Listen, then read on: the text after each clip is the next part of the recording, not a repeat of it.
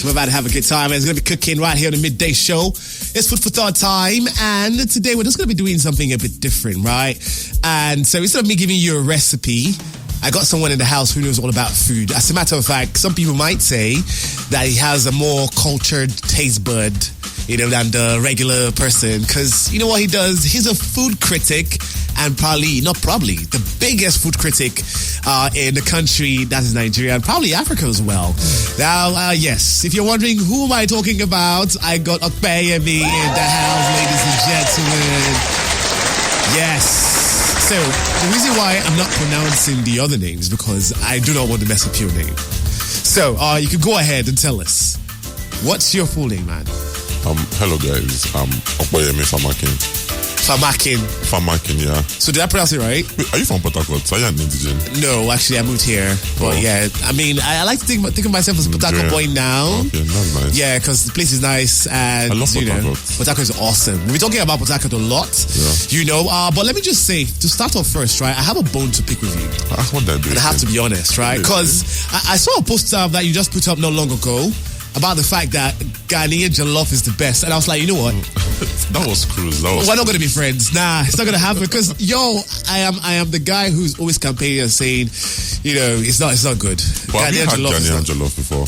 Well, one time, and it wasn't in Ghana, to be honest. Okay. So maybe it's probably not the original. But do you back what you're saying to Obviously. say? That was a cruise post. I was just talking about Jack buying from Nigeria. Okay, yeah. Team Nigeria all the way. Of course. So we're good now. We're definitely going to be friends again. Okay, so I'm here with him, and we're going to be talking food and more about social media, influencing, and all of that. But just to get right into it, right? How many countries have you traveled to sample different foods from different parts of the country? World, sorry. I'll say 12. 12 countries? Yeah. Wow. In my lifetime, 12 and counting. Out of Africa? In Africa, just Ghana, Togo, and Benin Republic. Then okay. I've done a bit of Europe. I think Dubai is in Asia, right? Yeah. I've done Dubai, then I've done US, South America, yeah. Okay. Because I've been itching to ask you, how would you compare Nigerian food, Nigerian cuisine to other parts of the world? Because I know that we have a rich plethora of foods, whether it's different tribes, and how many tribes we have in Nigeria? Well, like over 200 tribes, right? And everyone has unique foods that are, unique to them, even though what we eat on a regular day is basically the same. But how would you compare the Nigerian food to the food that you can get anywhere else, at least the places that you've visited? So I would say each place has their unique food, but if I would describe Nigerian food, I would say intense. That's the word I use. Okay. Yeah, good intense. In terms of the flavor, or like very, very intense and bold flavors. Like, I doubt we have subtle dishes, like dishes that have subtle flavors.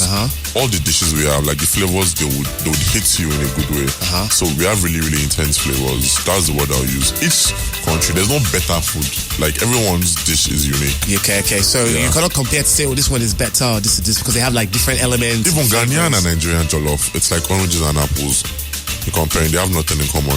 Wow. I swear. Like, how so? Comparing them, like, it's like comparing jollof and fried rice. Like, yes, they are both rice, but not the same. Shouldn't be compared. Ghanaian and Nigerian jollof should not be compared. So why do they do all the time though? Because it's banter and cruise, like you get.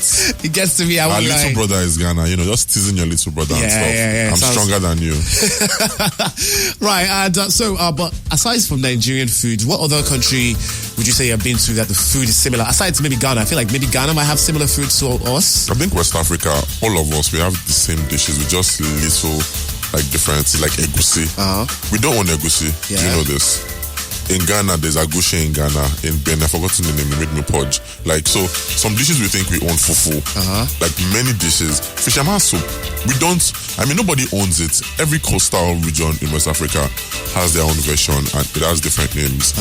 So, it's literally the same. Like, jollof rice now, Senegal now, they own jollof. I heard that. Every West African country has their version of jollof rice. Okay. So, many dishes that we think are unique to us, everybody has it. It's just different, iterations of it. I saw an interview like shawarma now. You get, it's not Nigerian dish shawarma.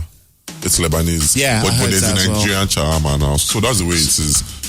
Someone said they had the original Lebanese. Someone I know. Yeah, and Nigerians will not like it. Yeah, it was not for his taste palette. There's pickles, there's garlic. It's not creamy. It's very, very meat heavy. So the average Nigerian won't like the Lebanese shawarma. Okay.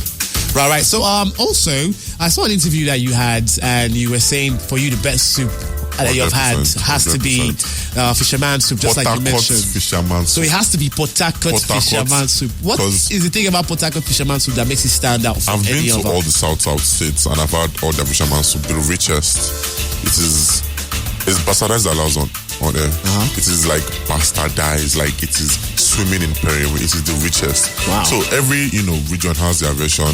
To me, the poorest fisherman soup is Aquaman fisherman soup. I don't like they are the same, but Port-Harcourt's one, it has rich. A bit of everything. It is rich. It is very, very rich. It is tasty. Anyways, we're talking more about Port-Harcourt cuisine and, of course, other parts of the country as well. We'll be right back. Let's go for some music because that's what we do really well right here.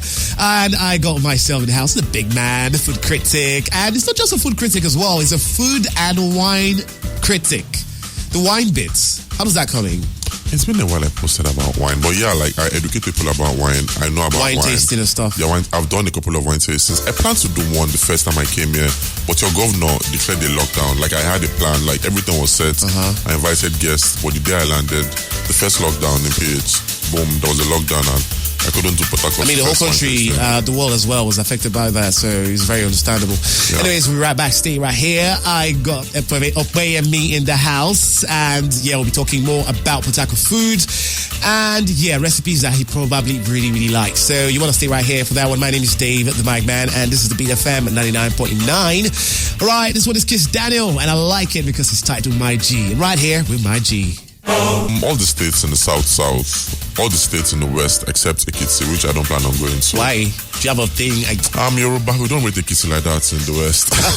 We don't rate Ekiti people like that. In terms of their food or just in general? The Chef Dami, like say no more. Chef Dami's from Ekiti. That's all you need to know. Okay. So I've been to Abuja. In the north, I've been to Kaduna, Nasarawa, Sokoto, Kano, Borno. I would love to go to Benue. I would love to go to Kogi. I've been to just Plateau State 3 times. Amazing, right? I love Plateau State. Plateau State, people don't tell. They have stories in Plateau State, agricultural stories. Like, Plateau has a lot of stories on farming, but people don't. Only their indigenous know. Nigerians don't really know. Strawberries grow in Plateau. Yeah, and it's cheap. Yeah. I was there like during NYSC. 500 naira for like one takeaway. Yeah, pack. It's ridiculously cheap. And like, it's really good as well. There are farmers that grow a lot of things that ShopRite buys, but people don't know these stories. So yeah, Kogi too has a lot of, like, Kogi has like, there's the Yoruba Kogi, Igbo Kogi, Hausa. Like they have like a cocktail of cultures and different dishes in different regions. But people don't know their stories. So yeah, these are the places I've been to. Kogi I've been to, but not for the food. Okay. I just wanted to say something real quick because you talked about cocktails and it just came to my mind. You also do like drinks as well. Everything edible. It is everything edible. So would you say critiquing for beverages is same as critiquing for food, or are there like nuances to it that makes it a bit different? So critiquing basically stems in knowledge, knowing about something, being somewhat of an expert in something, and giving objective review. That is basically critiquing. Knowledge about a field and giving objective reviews. Remove yourself and your preferences. Like, I am a Yoruba person.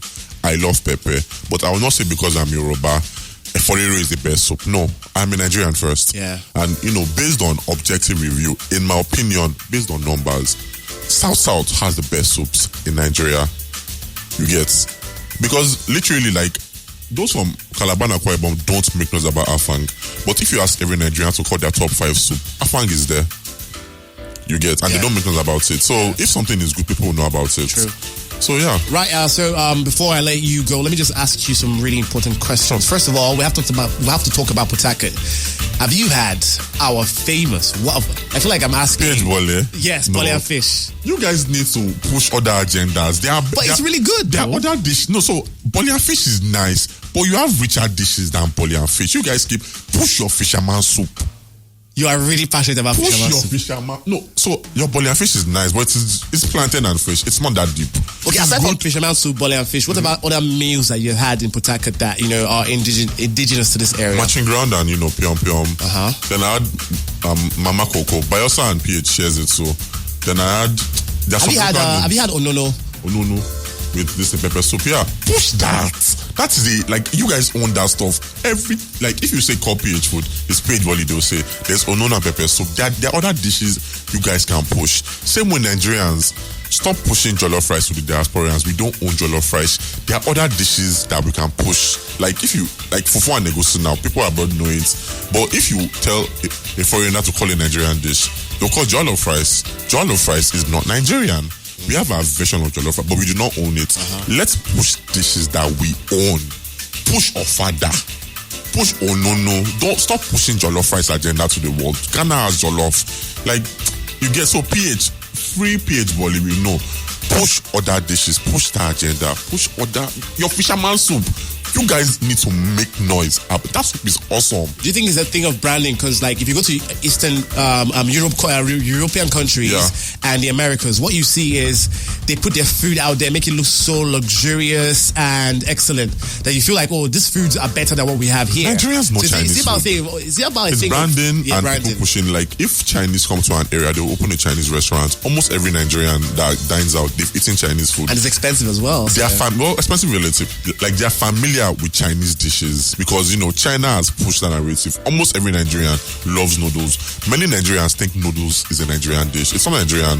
They love pasta. Pasta is Italian, but almost every Nigerian has tasted pasta at a point. We need to start making noise about our dishes locally first, then internationally. Okay, I might need you to play the role of a motivational speaker now. Aspire to Maguire. I like that. So the thing is, young people out there listening, really big on social media. That's our demography, and they're thinking, how do I get into, maybe if not necessarily food critiquing, but how do I get into social media as much as becoming an influencer, making money out of it? What would you say as for the elements that they need to get themselves, would I say, abreast with in terms of being a social media influencer in any field they're going into? But also, you can tell us something about food critiquing as that as well. I love that question. So they probably think, to start, they need an iPhone, they need this. It is never about your gadgets. For real? I promise you. People say they might not check out your content. I began with an Infinix phone, like a really, really bad Infinix phone. But because I knew, then I couldn't afford an iPhone and stuff. It is about your storytelling and things you do. I have this intro, hi, I'm Opeyemi in my videos, because that was my way of capturing your attention. Since my video quality couldn't catch your attention, if you're a good storyteller, no matter what device you record with, people want to listen to stories. So tell stories with your content, and you can be an influencer. Being an influencer is about storytelling. Yes, there are many influencers that use gimmicks and they use clout to trend and it works for them. But we will just watch that video and we will not come back to their page. It's sort of fade away. Yes. If you want to be an influencer that has a large following that respects you and listens to you, be a very good storyteller. That's there are other things, be consistent, be strategic and all that stuff. But the key thing if you are a good storyteller, either via text or via audio or via video, you would amass a large. It could be through dancing. There are many ways of telling stories. It's not every time you must talk in your videos. Yeah. You could be like a text person, or if you are a good storyteller, you are on your way to being an influencer. Wow. But there are other factors that enter. David, I'm definitely going to check that out myself because, we're all trying to get into that, to become bigger on social media, because social media now is just like a new sort of learning environment, not 100%. Just for cruise, right? People think it's just to go there, catch cruise and stuff, but you learn a lot of stuff. For instance, this segment I do, sometimes I learn a lot of the recipes on social media, Instagram. So you're a foodie? Yeah, I'm definitely a foodie. And the reason why, just to end this, right, I'm going to ask you some questions that will determine if you and I are going to be friends after now. Shoot. I should shoot. Do you like ogbono soup? I eat it, I respect it, but it should know its place. I like that. See, I just knew we had a connection because the way people hype, it is not that good, people. I eat it, I respect it, it is not that good. Know your place. Know your place. Exactly. Your guys are in front. So your best soup is the Port-Harcourt fisherman Port-Harcourt, soup. specifically Port-Harcourt fisherman soup. I mean, Afang is there. I've said this before, but PH fisherman soup, number one. Right. All right. Shout out to every one of you listening, and shout out to Opeyemi. Thank you for coming through. Thanks for having me. Please tell us about your page and where people can find you as well. Just Google biggest food. Just Google food critic in Nigeria. Okay, talking a big man. Just Google it, and the first 10 names that come up, Yeah, you find me there. That's me Nice. just being proud and flexing. But literally, just Google or type Opeyemi on Instagram, and the first person that pops up, follow Over that person. 200K followers. That's It's big. 1 million me I want to. That's 100K. It's gonna get there. The sweets, man. Now 1M I want. It's gonna get there. I mean, you're doing good stuff. You're Thank you very much. you're doing the work of God, if I should say. That's blasphemy. God. Send it under his will. I didn't tell me that said it though. The thing, what I mean by that is, as you said, there are a lot of beautiful foods right here in the country that God gave us, right? And because of people like you, we're discovering that now. So, I mean, it's the work of God. Fair enough. Anyways, this is BFM 99.9. Food for Thought has been lit. I've truly enjoyed it, right? But what's your best food in general? I'm a Yoruba guy, man. It has to be amala. Let's not even like her. Let's go. Then noodles, so I won't call the brand, but the brand that we all know. I love that brand. If it's made spicy or... No, just should I call the name of the brand? No. Yeah, but like that yellow brand that all of us know. I love that brand. Like, I love their noodles. Nice. All right, and we're going back to the music. Thank you for sticking it right here. More to come on the Midday Show on The Beat. Here's Stormzy and Frito, Toxic Traits. I keep saying one more question. What's your toxic trait? If people do not respect my time, I lose my self-control. Like, I've walked out of a meeting that would change my life financially because the people that would pay me came 30 minutes late. Like, I'm very, very big on respecting. But that is good culture as well. In Nigeria, you will lose a lot because Nigerians are very, very late people. Already. Yeah, so. Okay, this one is going to Toxic Trait right here on the 999.